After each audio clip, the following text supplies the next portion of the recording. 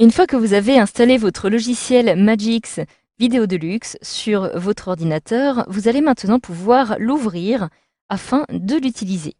Donc, en réalisant l'installation sur mon bureau, je retrouve ici un petit raccourci qui a été créé automatiquement et j'ai aussi par la suite décidé par exemple d'appliquer directement un raccourci sur la barre des tâches, ce qui peut me permettre ainsi d'accéder en un clic seulement à mon logiciel. Donc je vous conseille de procéder de cette façon.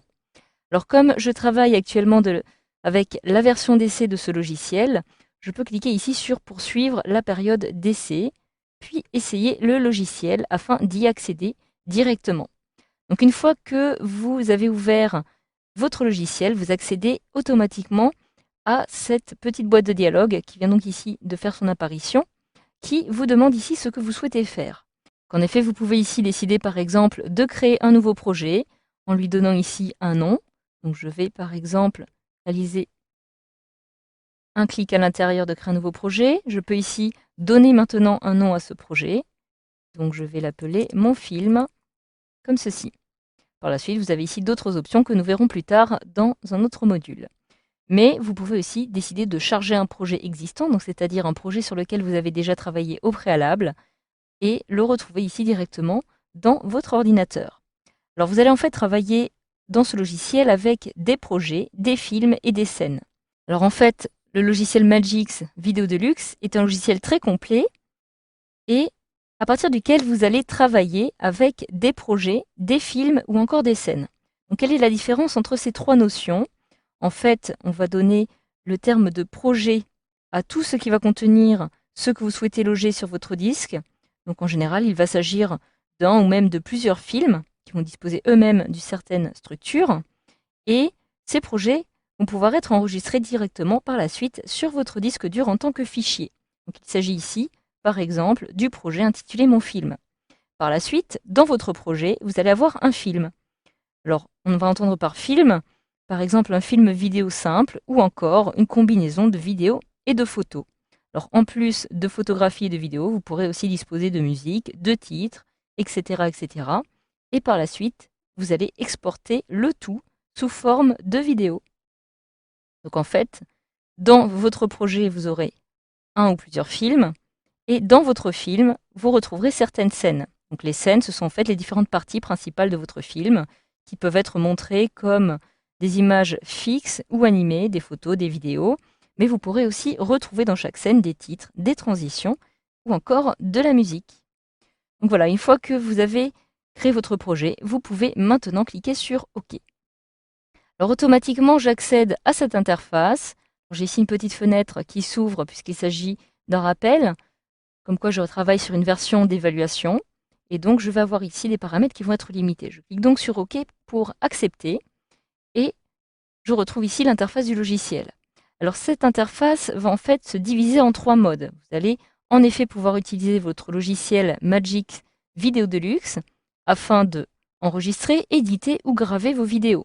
Actuellement, je me trouve dans le mode éditer. Donc, cela à quoi puis-je le voir? Tout simplement à l'aide de la petite icône qui apparaît ici, qui m'indique actuellement que je me trouve en mode éditer. Donc en mode éditer, vous allez retrouver ici une petite barre de menu ou encore des icônes qui vont vous permettre de réaliser certaines actions et d'accéder aussi à certaines fonctionnalités. En dessous, vous allez pouvoir retrouver ici l'écran d'aperçu de vos vidéos, de vos images, de votre film qui vont apparaître directement ici. À droite, vous allez retrouver ici ce que l'on appelle le Media Pool, qui va vous permettre tout simplement de vous déplacer sur votre disque dur afin de retrouver, par exemple, n'importe quel contenu de transition, de titre ou encore d'effet. Et à droite, vous allez avoir ici l'aperçu du Media Pool. Donc par exemple, si je clique ici sur mes médias, puis dans mes vidéos, je vais avoir l'aperçu directement à l'intérieur.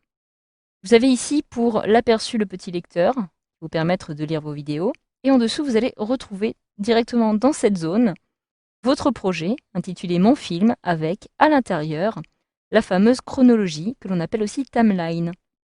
Donc pour travailler dans cette chronologie, vous allez ici avoir tout un tas de fonctionnalités et d'outils que vous allez pouvoir utiliser. Si maintenant vous passez en mode gravé, donc si je clique ici sur graver, j'accède directement à ce deuxième mode, qui va ici me permettre dans un premier temps, à l'aide de cette petite zone d'aperçu par exemple, de vérifier un petit peu comment va réagir mon futur disque Et pour cela, je peux d'ailleurs utiliser les différentes touches de la télécommande, ce qui me permettra par exemple de revenir au menu, d'activer les sous-titres, etc., etc. Voilà, par la suite, vous allez ici retrouver les différents modèles de menus. Vous pourrez ici choisir, sélectionner pour la conception de votre menu si vous souhaitez créer un menu DVD.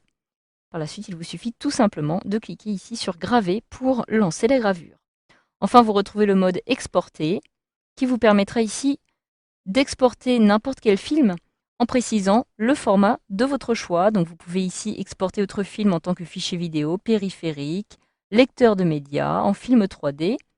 Vous pouvez mettre en ligne directement votre film dans un album en ligne ou encore pour le publier directement sur YouTube, Vimeo ou encore Facebook. Je peux cliquer ici sur Fermer. Vous pouvez retourner sur l'interface d'éditer si vous le souhaitez comme ceci.